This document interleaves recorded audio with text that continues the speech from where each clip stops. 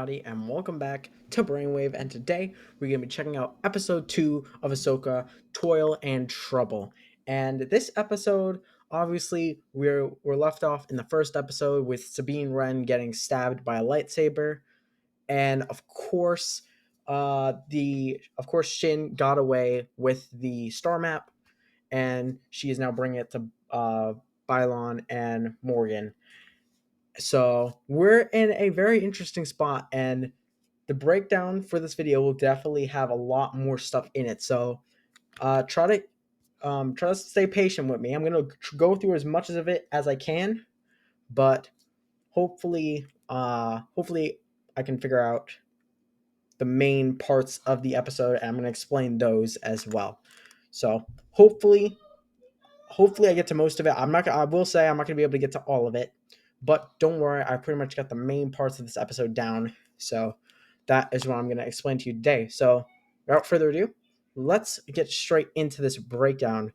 First things first, we start off the episode. Obviously, the title card. The title card is the same for this, and we don't have the same letters as the first episode. That is because the letters were only for the first episode, so we can explain where we are.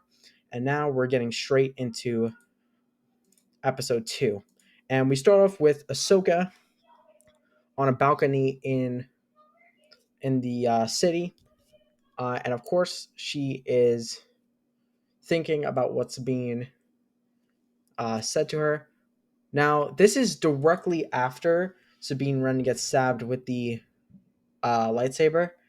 And this is kind of ironic because the city here, all the white colors kind of remind me of where we left off in the Rebels, where Ahsoka and Sabine Wren first decided to become a Padawan and an apprentice, I should say, and a master, because that was the name of the last episode. And it kind of resembles that a little bit to me here. I don't know if it kind of resembles anything else to anyone else, but that's what it reminds me of here. And the background of the city actually looks really good. I think this is done on a I think this is done either on I think this is done like on one of the sets they have. A this is obviously a blue screen, I believe, and they have probably some kind of like rig set up in the back, which is actually makes it look really really good here, which is impressive because it is very very very very big, and it seems to be getting all the details in the shot. And the reason I'm staying on the shot is because this whole episode is going to come back to kind of these surrounding areas as well. So it's going to be very, very important to note this, right? So we start off, Ahsoka is with Sabine, and Sabine is having these nightmares again, almost. And this is when Ahsoka actually wakes her up because she's there. But we saw this in the first episode, and clearly, whatever Sabine is going through is not normal. So it makes it very, very interesting to see. But Ahsoka wakes her up, and she realized what happened. And of course, she's very, very eager to try and get the star map because, of course, she knows she lost it at this point. And it is very, very crazy because, like I said, she's basically regretting losing Ezra. So the fact that she's already getting up after being stabbed with a lightsaber, sorry Qui-Gon Jinn, but the fact that she's already trying to get up after being stabbed is just shows you how desperate she is, and I think that's something we have to keep coming back to. But she tells Ahsoka that she doesn't know where they went or why they were there. But Ahsoka asked about how many droids there were, and this is because of the fact that those droids may actually have different parts in them that may be useful to helping them get the star map back. And when Sabine Wren offers to go with her, of course Ahsoka rejects the offer and is like, "You stay here." But after the scene, we cut back to actually, I don't know what this planet is called. Actually, I don't know if they ever specified a name. If they did, I'm sorry, because to be honest, I don't remember them specifying a name for this planet. I think they do that in the third episode, which I'm going to be breaking down soon. I think they do, at least. I don't know. But Bylon, Shin meets up with Bylon, and they meet up at these ruins, which we saw in the trailer. And these ruins are kind of shaped in a circle with a pedestal in the middle. And we can see that later in the shots, they'll place the star map on the pedestal, and Bylon just continues to look up into the sky, which obviously they're trying to get to Admiral Thrawn. And Admiral Thrawn, we know, is in a whole other galaxy, which to get a hyperspace jump that far would take forever, which is what this episode is meant to establish. And we'll talk about that later when we get to that. But we go back to Lothal, and Ahsoka is basically checking the watchtower where Sabine had her fights with Shin. And she's kind of using this kind of, I think this is a force technique that she's using here. It's kind of like a force reconstruction, because she can hear all the faint noises of what happened, and she's kind of using this as a guide. And although you may hear the sounds of Shin and Sabine Wren fighting, the main reason that she's doing this, I believe, is to figure out where the droids went. She's not concerned with Sabine Wren's fight because she knows what happened. She's concerned about where the droids are. Obviously, we see the Loth Cat right there in the corner. Sorry, you guys can't see that, but we see the Loth Cat. He's still looking on guard, which is something to keep note of. And I think Ahsoka realizes this. She goes into the room, sees all the destroyed stuff, and she sees that holocron or not the holocron, the hologram that Sabine Wren was looking at. And I think she kind of realizes what's going on there. But as she sees that, she gets attacked by an HK assassin droid, and by she gets attacked, I mean the HK assassin droid gets wrecked. And it's almost like she knew it was there because of the force reconstruction, which is very, very impressive. And I think that ability is going to become a lot more of a staple as more Jedi begin to realize how it works, because that's a really, really strong ability to have. But anyway, we cut back from this scene and we go back to Sabine Wren, and she is talking about how she might be able to access the memory bank from the droid. However, if it's done incorrectly, the thing will explode. Of course, right? So it's basically a matter of, can I access the correct amount of power? And uh, of course, we have Hu Yang basically talking about how risky it is, and he's saying we should probably relocate out of the city. But Hera is basically saying that we shouldn't, and she's on a hologram. Of course, she's not there yet, but she's saying we shouldn't because we have no time. Actually, no, that was Ahsoka saying that, I believe. Actually, yeah, I think that was Ahsoka saying that. That is my bad. But Sabine Wren makes the attempt, and we could see that this droid, or this battery pack that she's using, kind of lights up yellow at first, and it slowly begins to turn more red and red. And as you can see, it's only a matter of minutes before this droid head, the HK assassin droid's head, basically starts to overheat. And she's using this device to try and get a signal, or kind of get that connection in order to recover its memories. And if that little device she's using, I don't know if it reminds you guys of anything, but that really reminds me of Alien Isolation, where you had that device, that decryptor thing, and you had to have the symbols, and you had to like match it up, right, to open doors. And I also kind of reminds me of the Star Wars Lego games where you had to solve puzzles in order to try and get the access to whatever you were doing. So that happens. The droid basically overheats. Hu Yang unplugs it, and she gets the memory right as he unplugs it. And the file mentions a New Republic shipyard. Now we know that from other Star Wars series in the past.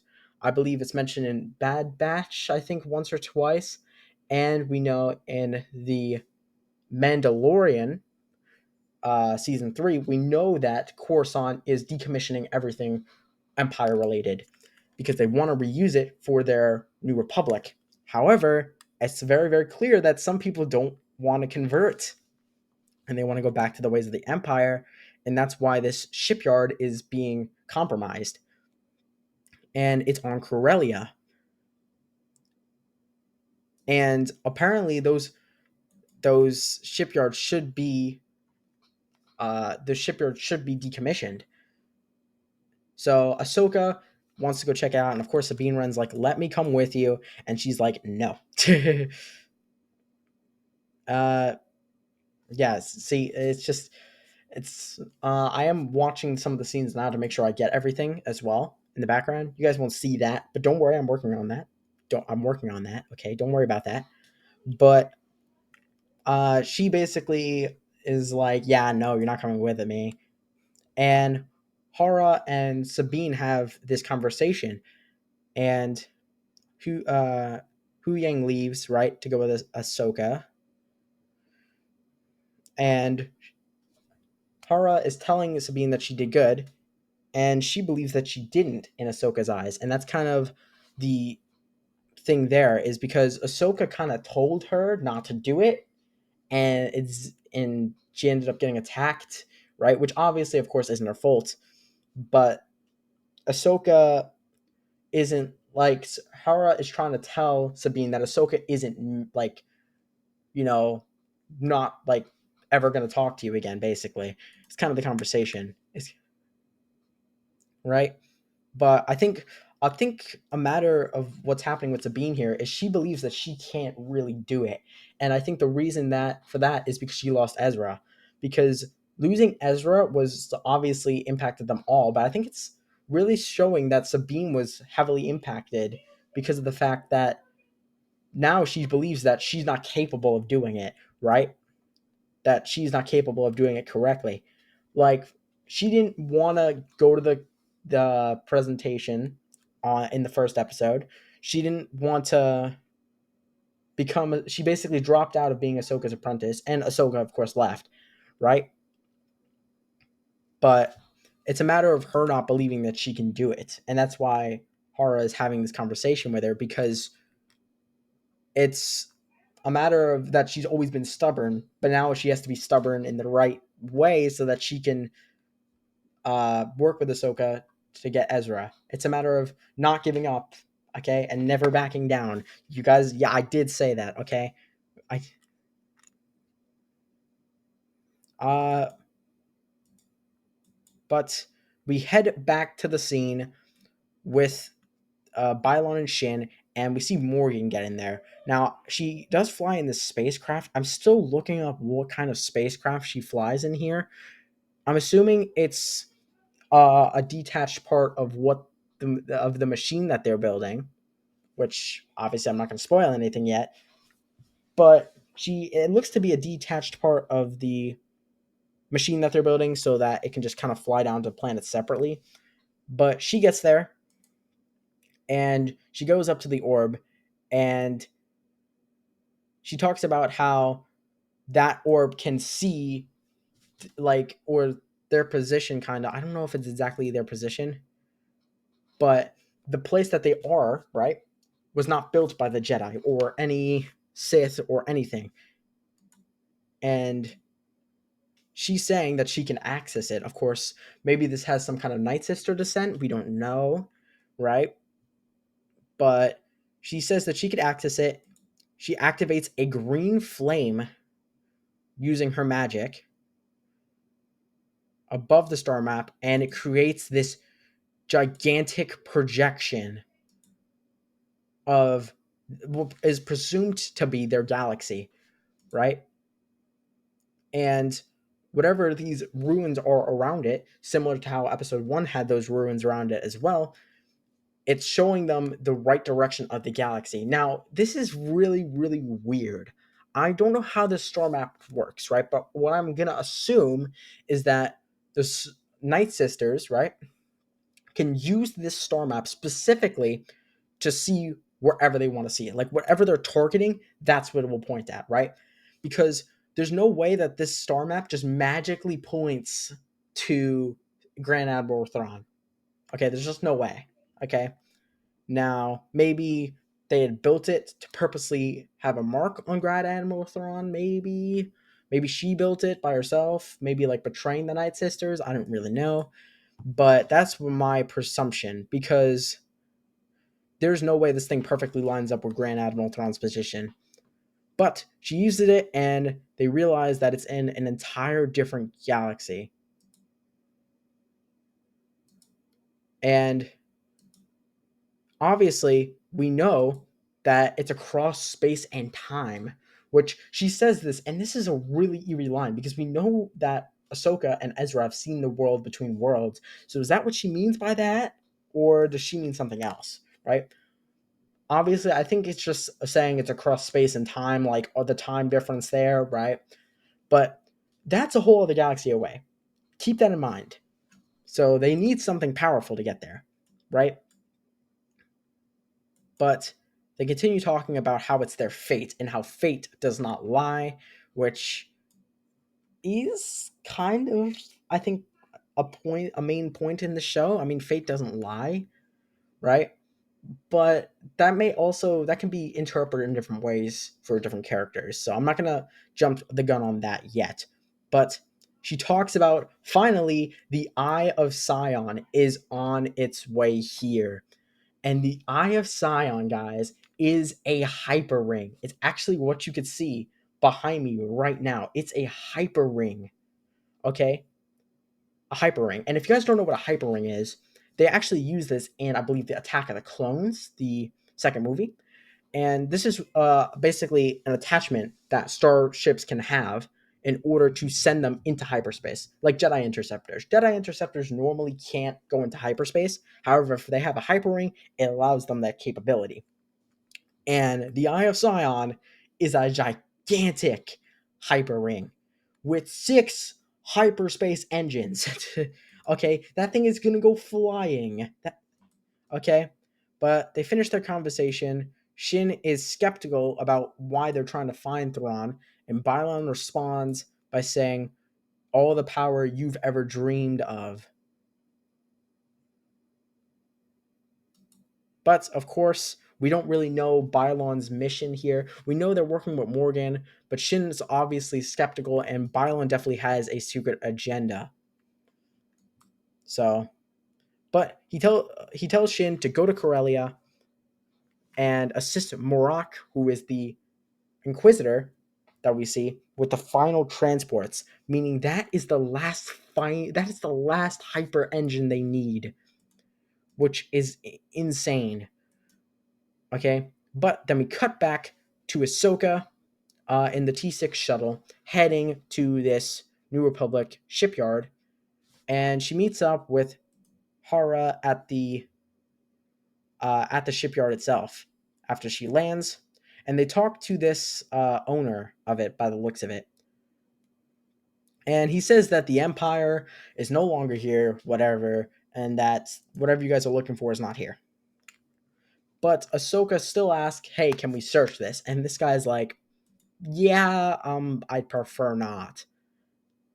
Okay, and he says it won't be, and he says that you know everything in there was old from Morgan Elsbeth, and that nothing is being used. But of course, he's like, "Yeah, don't search it, don't search it." Yeah, he's like, "No," but Hara basically says one of the best lines in this show is, "I could make this a more formal inspection if you'd like." And then he's just like, "Yeah, right this way." He's like, but yeah, I love that line. And we get our first sight of Chopper. Chopper and the Ghost. This is very, very cool to see. And Chopper actually does have lines. If you turn on subtitles, you can see what he's saying. Um, but we're not going to turn on those yet.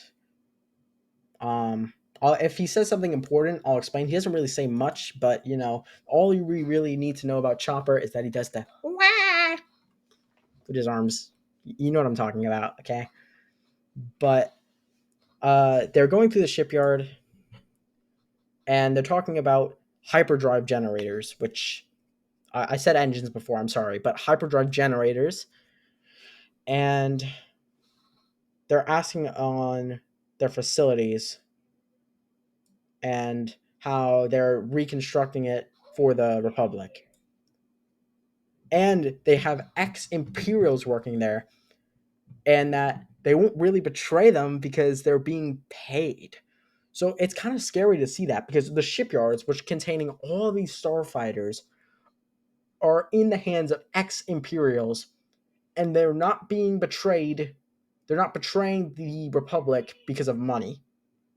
That's not a good thing, okay? But they continue on driving through, and Hera mentions, or Hera mentions the mentions about Sabine to Ahsoka, and she's saying that she really did help us in a way, right? And she wants Ahsoka to take Sabine as her apprentice again, which Ahsoka was not expecting, right? But they continue on with this conversation, and they're talking about that she's not ready, or at least Ahsoka is. And then uh, Hera asks what being ready means, right? And Ahsoka responds by saying, "You don't know. It's not something I can explain. It's you just know that they're ready, and the person also knows that they're ready." Which is a key factor, because we know Sabine doesn't feel like she is, but realistically, if she feels that she can fight, she will be able to fight, right? Then we actually cut back to Sabine taking off whatever like healing pad that is, and we can see her lightsaber wound. That does not look that bad, okay? Qui-Gon really got done dirty, okay? If that's all it was, her body is like twice as small as Qui-Gon's, and she's getting stabbed little tiny. That's crazy. But basically, she talks to Hu Yang, and he's saying how she still has Ezra's old lightsaber, but he's also saying that she's made some of her own modifications to it, meaning it is now her lightsaber, which is kind of ironic, because it kind of shows that even though she doesn't really fully believe in herself, she still does the work. She's putting in the work, because that is Ezra's lightsaber, and she made modifications to it herself. So it's kind of showing how she's still there, but like not really. But she's saying how she can't train if Ahsoka doesn't want to teach her. But Hu Yang says the past is in the past, move forward, right? That might be a quote. That might be something we have to keep in mind. Uh, but they talk about General Zandula, or Hu Yang talks about General Zandula having insights that Sabine Wren would be helpful in the case, but Ahsoka didn't really suggest it, right? So she believes that she doesn't want her back. And Hu Yang finally says the line, "You never indicated you wanted to come back."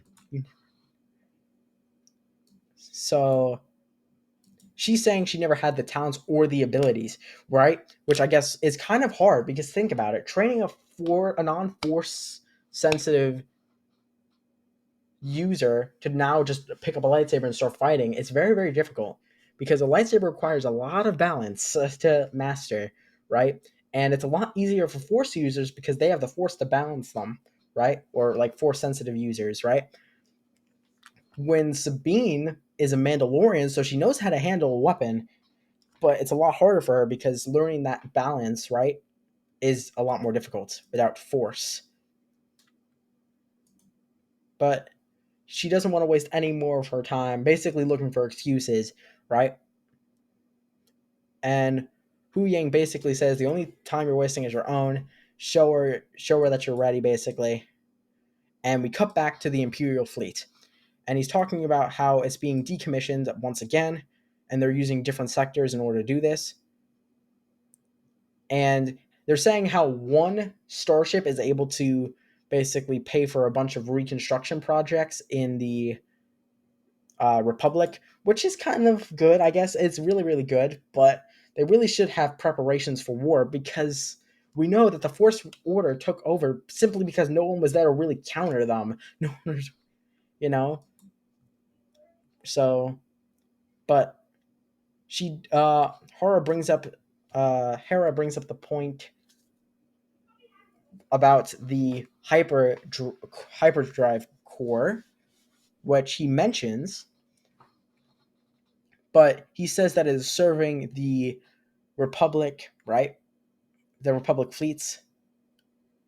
But she, Hera talks about that hyper core not being used for anything big because a hypercore, if you guys don't know what a hypercore is, a hypercore is really big. Okay, that's like a hyperdrive and a hypercore are a little bit different, but basically because of size, right? So she's saying that they're not building anything that big, okay, that they'll need a hypercore, right? And basically, this guy's trying to defend himself because he's like, "Yeah, let me show you." Okay, right? And then he says, "Oh, well, the information's classified against a general." Sorry, sorry. I mean, and then she, of course, she's like wondering the same thing because let's be honest, nothing's really classified to someone of Zandula's rank. Really, there's really nothing that's classified. Yeah, I'm a general. Nothing's classified to me. That's a lie. But he says he can't authorize it, and she's saying that you can authorize it, and he's saying I'm not sure you can. But obviously, this is saying that you know he's hiding something. And Ahsoka mentioned to him what kind of droids he has there. See what I'm talking about? He says we have standard protocol droids as well as CCLs, and they have a bunch of heavy lifters as well. Uh, so CCLs. What is the other one? IW-37s, HV-7s, and other load lifters. So those are like very, very specific droids. I don't know the types of droids. Like I can't really think of the images in my head. But don't worry, those types of droids are basically like heavy lifters. Those droids are not really seen much in Star Wars. We mainly see a bunch of others. But he talks about not having assassin droids. But the droid actually rats him out and he says an HK class droid recently prevented me from completing his task. Right? And he talks about, or the droid talks about, it was 5 rotations ago, right?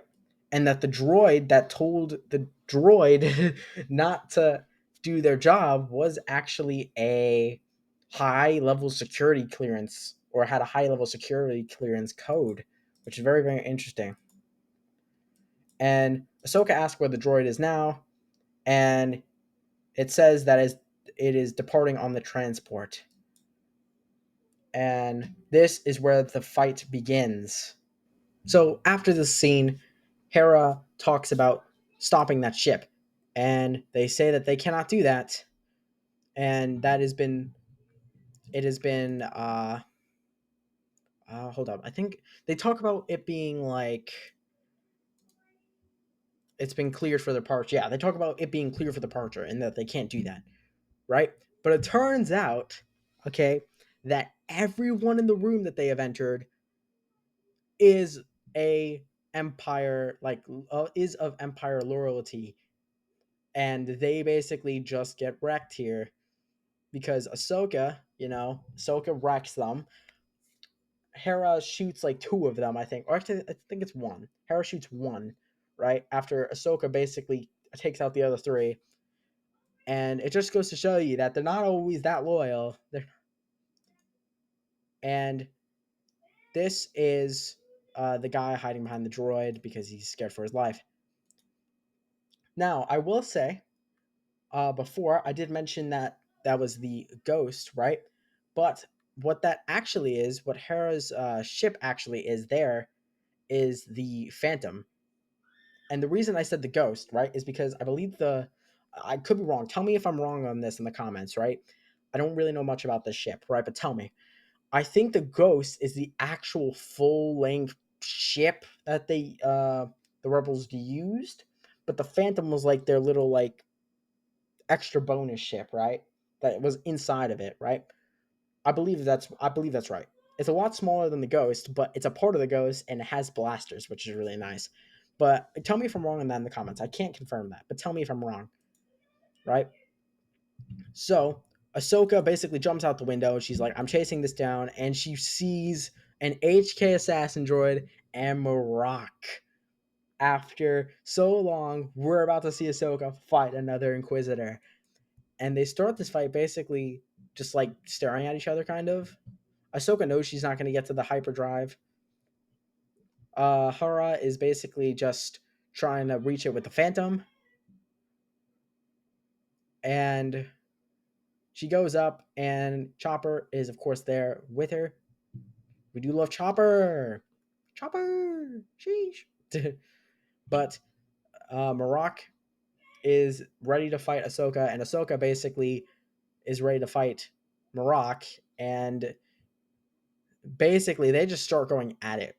Obviously, this HK assassin droid kind of gets uh is kind of fighting with Marok, so they're kind of tag teaming right now, and that's kind of weird for an Inquisitor because normally an Inquisitor, right?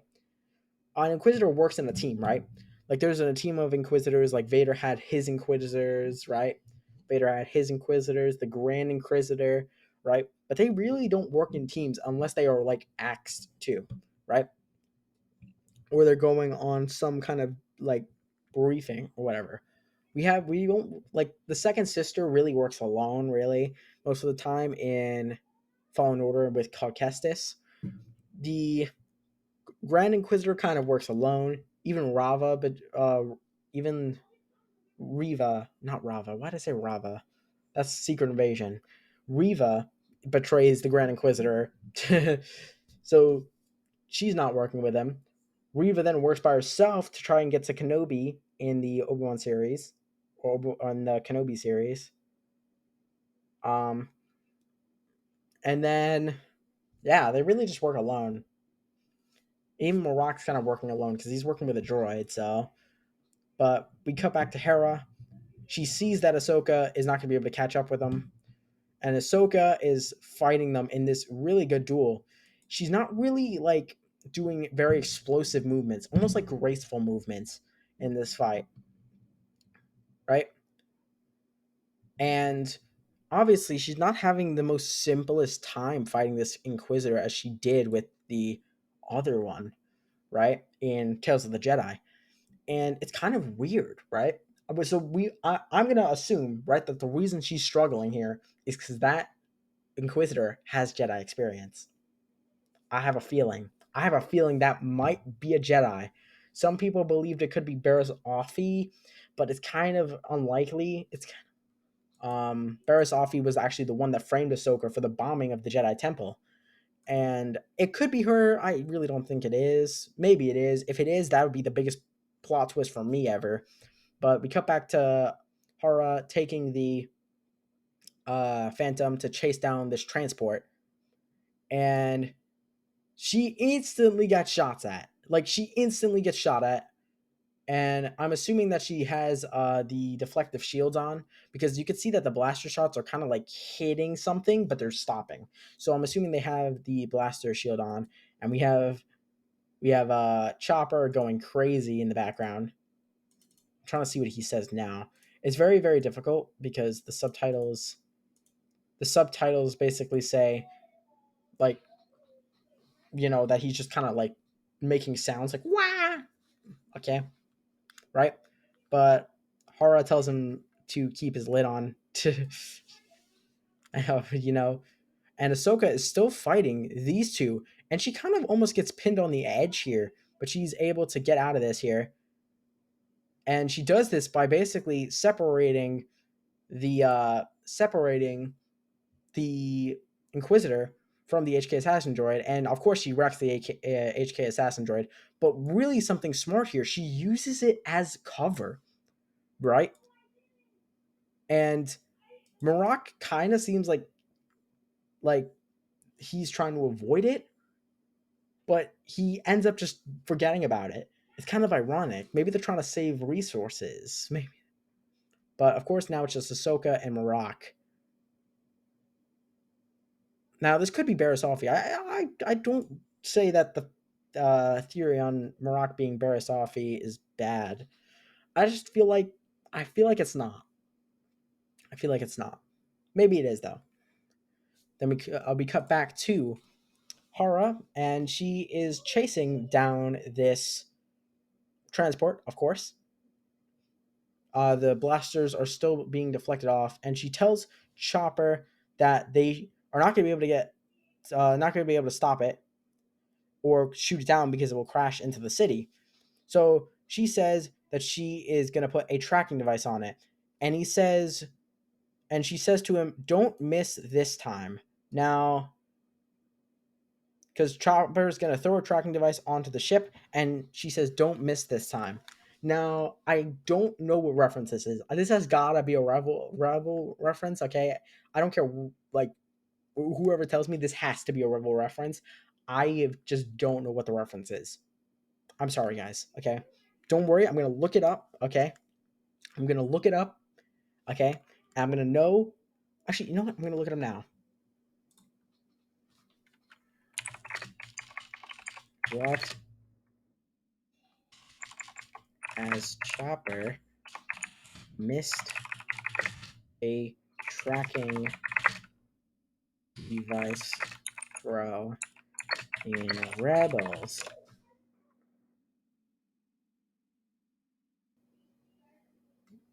Um,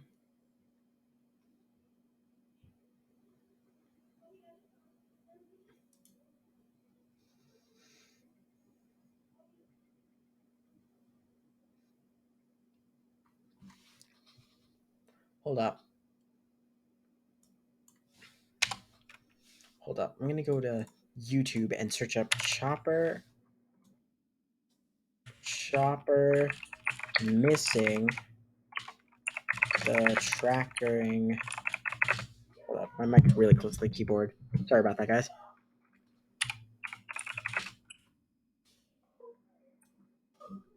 Chopper missing the tracking device scene. Rebels.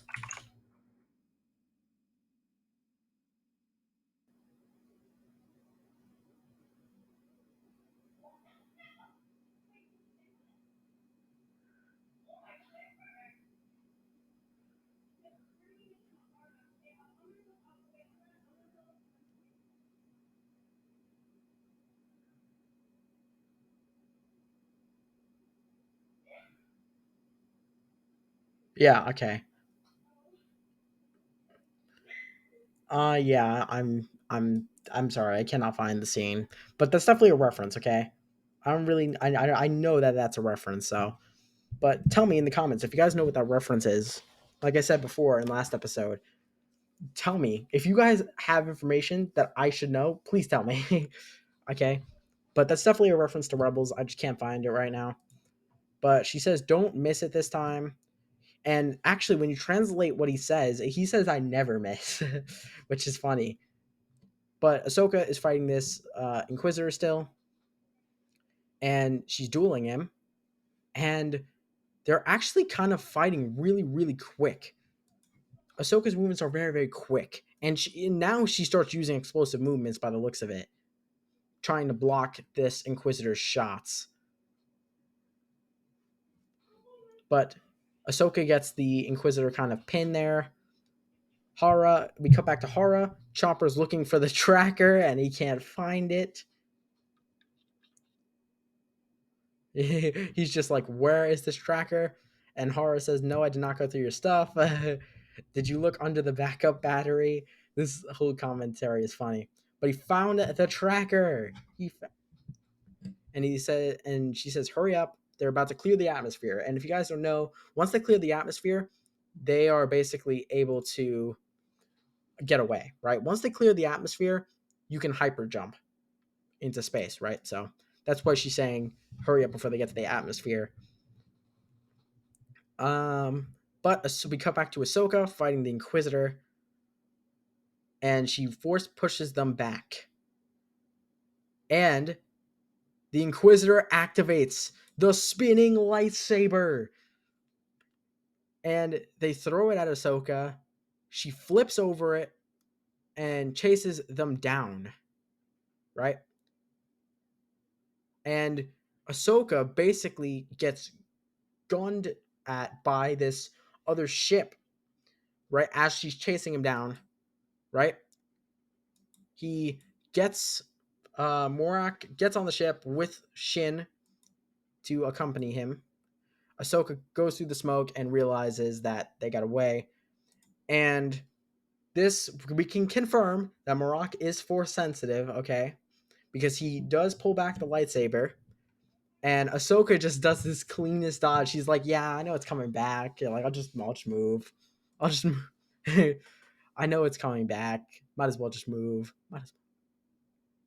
She knows they got away, but they did not lose completely because Chopper gets the tracking device.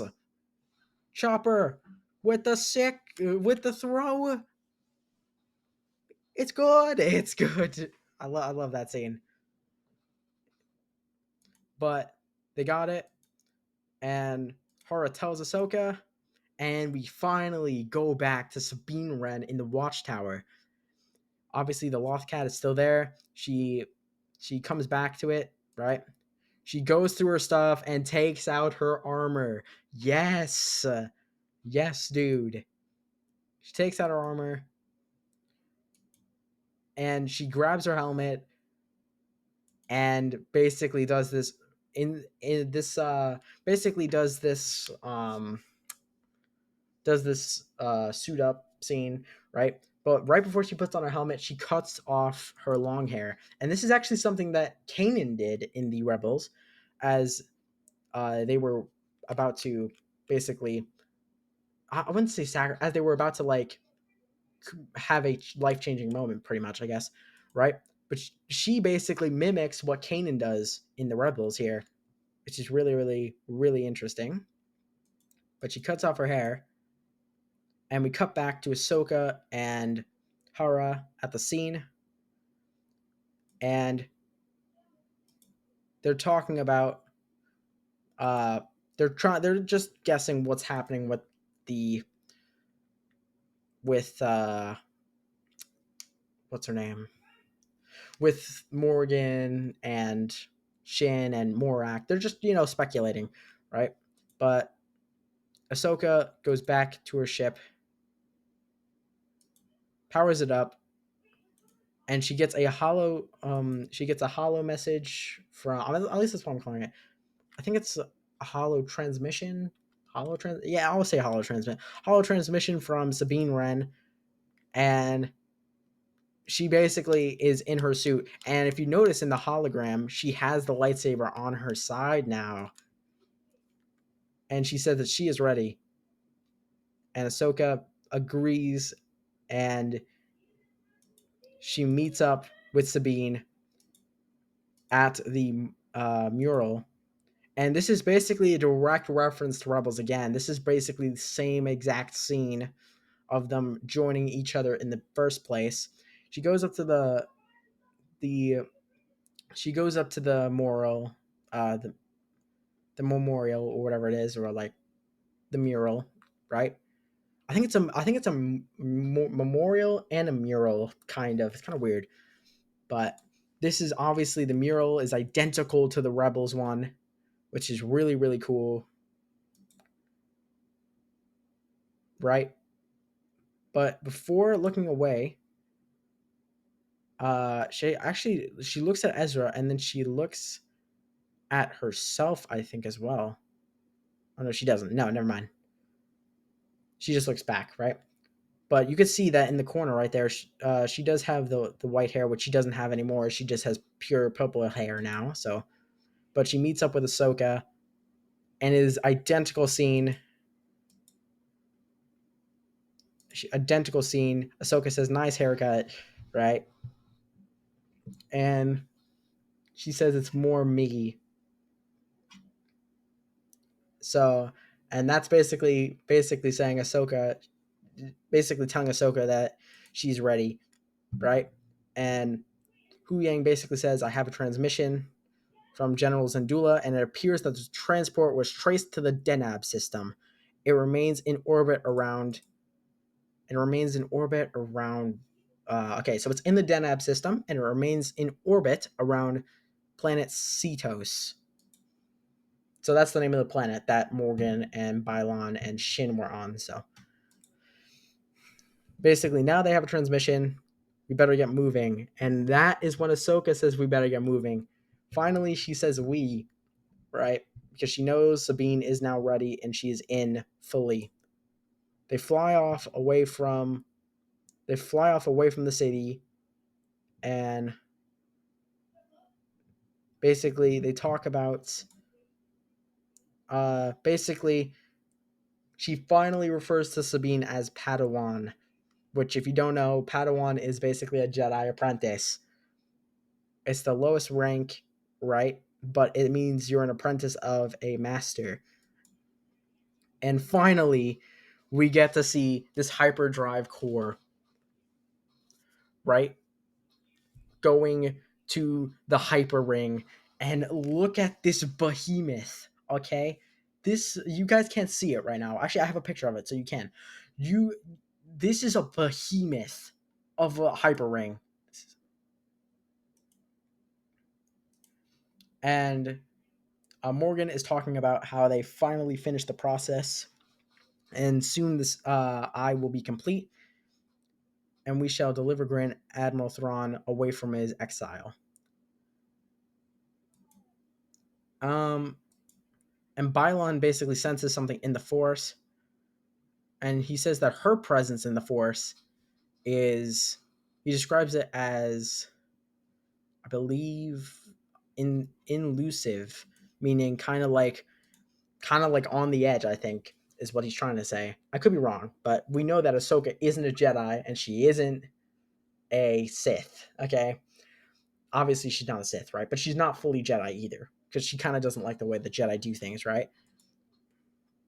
But he does say that to kill her would be a shame. There are so few Jedi left. So, and then of course Morgan's like sentimental, and he's like, no, it's the truth. Basically meaning he will be willing to kill Ahsoka, and that is where it ends. Dude, this this has the stakes so much higher. So much higher. Uh so much, like, even this is the second episode and the stakes are already so high. Okay, it just really goes to show you uh how like insane that the series is willing to go, right? And I do think that this series will definitely go down as one of the best Star Wars series ever.